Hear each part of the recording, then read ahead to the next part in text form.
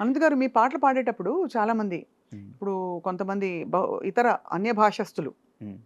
మీ పాట పాడేటప్పుడు సరిగ్గా ఉచ్చరించలేదని చెప్పి కొంతమంది పడిన సందర్భాలున్నాయి. హ్మ్. మీరెప్పుడైనా ఫీల్ అయ్యారా అలాగా? మీ పాటలే కాదు సరే, నేననేది 'సిద్ అంటే శ్రీరామ్' గారు కావచ్చు. మన భాష గాయకులు పాడినప్పుడు ఆదరించే మనసున్న వాళ్ళే అన్య భాష బా గాయకులు పాడినప్పుడు విమర్శించే అర్హత ఉన్నవారని నా ఉద్దేశం. అందరూ తెలుగువారి చేత పాడిస్తుంటే మరి ఆదరించట్లేదు. కొత్త ఆదరించట్లేదా ఇంకా గూడా? ఆదరించట్లేదు. కొత్త గొంతు కావాలి. ఒక పదాన్ని కొంచెం తప్పుగా పలికితేనే కొత్తగా భావిస్తున్నారు. హ్మ్. అదీ కాక నేను మొహమాటం లేకుండా చెప్పేదేంటంటే, హ్మ్. మిగిలిన భాషల్లో ఉన్నంత నాణ్యత హ్మ్. మన తెలుగు భాష గాయకుల గొంతుల్లో చాలా అరుదుగా కనిపిస్తుంది. హ్మ్. కారణం మన పేరెంటింగ్ విధానం. ఎవ్వరు చిన్నప్పటి నుంచి ఈడు గాయకుడు అవ్వాలని చెప్పి తన పిల్లల్ని పెంచట్లేదు. ఇది సెకండరీగా ఉంచు. ముందు ఐఐటీ కొట్టు, లేకపోతే మెడిసిన్ కొట్టు.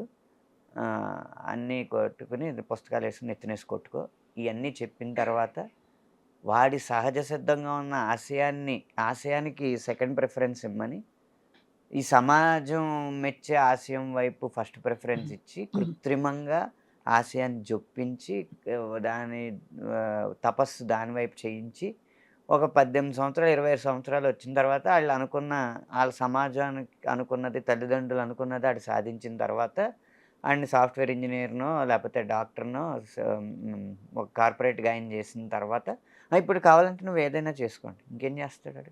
అప్పటికే చిన్నప్పటి నుంచి సాధన ఉంటేనే గదా! అవును. హ్మ్. అంటే తెలుగు వారిలో మాత్రం ఉందంటారా ఈ ఆ! గుణం? తెలుగు వారిలోనే ఎక్కువుంది. అంటే ఎందుకంటారు? అంటే అతి జాగ్రత్తేమో. చైనా వల్ల. చైనా వల్లా? హ్మ్. ఒక సంస్థ పేరు చెయ్యితో స్టార్ట్ అవుద్ది. ఒక సంస్థ పేరు నాతో స్టార్ట్ అవుద్ది. ఆళ్ళు ఓహో! టీవీలో ఊదరగొట్టే ర్యాంకుల ఇది వల్ల అది మీరు అన్ని ఆహ్, చూపిస్తేనే మాకర్థమవుతుంది. హ్మ్. 1, 2, అదేలే 5 అలాగేనా?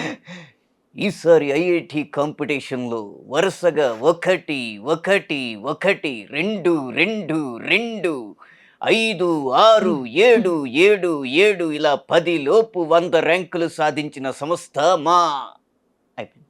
అయిపోయింది. అమ్మ బాబోయ్! ఈ చాలా విషయం గమనించారు మీరు. అంటే హ్మ్. ఎంత ఈ పెద్ద ఈ విషయం మరి అంత చెప్పారు. ఊదరగొట్టేస్తుంటే మావోడు అందులోకెళ్ళిపోవాలి, మావోడు కొట్టేయాలి, మావోడికి కట్నం వచ్చేయాలి. ఇదే గదా! అవును. మా అమ్మాయే ఎళ్ళిపోవాలి, మా అమ్మాయి మెడిసిన్ కొట్టేయాలి, మంచి ర్యాంక్ కొట్టేయాలి, తక్కువ కట్నం ఇచ్చుకోవాలి. హ్మ్.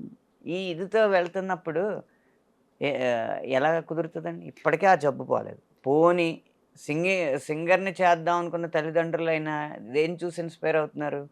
రియాలిటీ షోస్‌ని జూసి ఆల్రెడీ వచ్చేసిన సినిమా పాటని ఎవరో అమ్మాయో, అబ్బాయో పాడితే దానికి నుంచొని చప్పట్లు తప్పట్లు కొట్టేసారు. కొడుతుంటే, నువ్వు కూడా అలా కొట్టించుకోవాలని జెప్పి ఆ సినిమా పాటలు ప్రాక్టీస్ చేస్తున్నారు. సాధన లేదంటారు. సాధన అనేది జానపదం, శాస్త్రీయం, లలితం, పాశ్చాత్యం ఈ సంగీతాలన్నిటిలో ఉన్న పునాదులేంటి అవి సాధన జేయాలి. హ్మ్. మన జీవితంలో నేర్చుకున్న కళని, మన జీవితంలో ఎదురైన అనుభవాల్ని క్రోడీకరించి, కలగలిపి, మనదైన కళ బయటికి తీస్తే అది సినిమాకు ఉపయోగపడతది గానీ, సినిమాలో వచ్చేసిన వాటి ద్వారా నేర్చుకుని మళ్ళీ సినిమాల్లో పైకొద్దామంటే అదవ్వదు. హ్మ్. ఎప్పుడు మన ఒరిజినాలిటీ ఉంటేనే గదా! సినిమాలో ఒక ప్రత్యేకత ఉంటది. కరెక్ట్ అంతేగా. 'పెంచిల్ దాస్' గారి పాటలున్నాయి. ఎందుకు నచ్చినియి?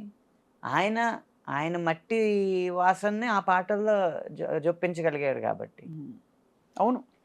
'కాసుల శ్యామ్' గారి పాటలెందుకు నచ్చుతున్నాయి? ఆ హ్మ్. తెలంగాణ సంస్కృతిని కమర్షియలైజ్ చేయగలిగారు గాబట్టి.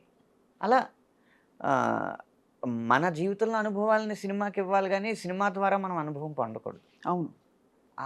అది అది గమనించకుండా రియాలిటీ షోస్‌ని టార్గెట్‌గా పెట్టి అందులో సెలెక్ట్ అవ్వకపోతే ఏడుపులు, పెడబొబ్బలు పెట్టుకొని చేస్తున్నారు తప్పితే, మూలాన్ని గమనించట్లేదు. ఇలాంటి వాతావరణంలో తెలుగులో గొప్ప గొంతులొస్తాయని ఎలా ఎక్స్‌పెక్ట్ చేస్తాం?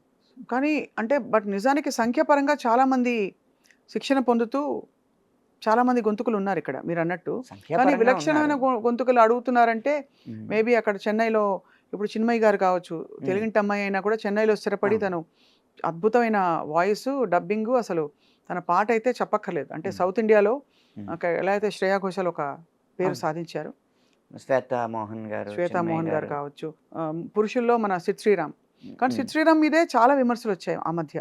తన ఆంగ్ల భాష, అరవ భాష యాసతోటి కొంచెం తెలుగు పదాల్ని నా ఈ 100 మిలియన్లు అదే 200 మిలియన్లు దాటిన పాటలు ఒక 3 ఉన్నాయండి ఫ్లాగ్‌షిప్ మిలియన్స్ లెక్కలో చూస్తే. హ్మ్. ఒకటి 'ఇంకేం కావాలి', 2 కళావతి, 3 ఇప్పుడు 2 ప్రేమ మేఘాలు. హ్మ్. ఆ మూడిట్లో 2 సిద్ శ్రీరామ్‌యే. ఇప్పుడు విపణిలో ఏది ఎ ఎక్కువ అంకెలు చూపిస్తుందో అదే విజయం. ఇప్పుడు విమర్శించినంత మాత్రాన అంకెలు తగ్గట్లేదు కదా! తగ్గవు. కరెక్టే. అది నిజమే. మనం విమర్శ అనేది ఆహ్, మన విమర్శ మానిటైజ్ అయ్యేలా ఉండాలి. హ్మ్. ఉత్తినే వచ్చి సలహాలిస్తే కుదరదు. అంతేగా. హ్మ్. విలువలు తగ్గిపోతున్నాయండి. పాత సినిమాల్లో విలువలుండేవి. సరే ఆ విలువలు పాటించినప్పుడు విపణిలో దాన్ని గెలిపించడం ఎలాగో కూడా సలహా ఇవ్వాలి. అంటే ప్రణాళికాబద్ధంగా ఉండాలి తప్ప హ్మ్. దానికి ఆ! రాళ్ళు ఉత్తుత్త ఇసిరేస్తే కుదరదండి అవును. విమర్శలు.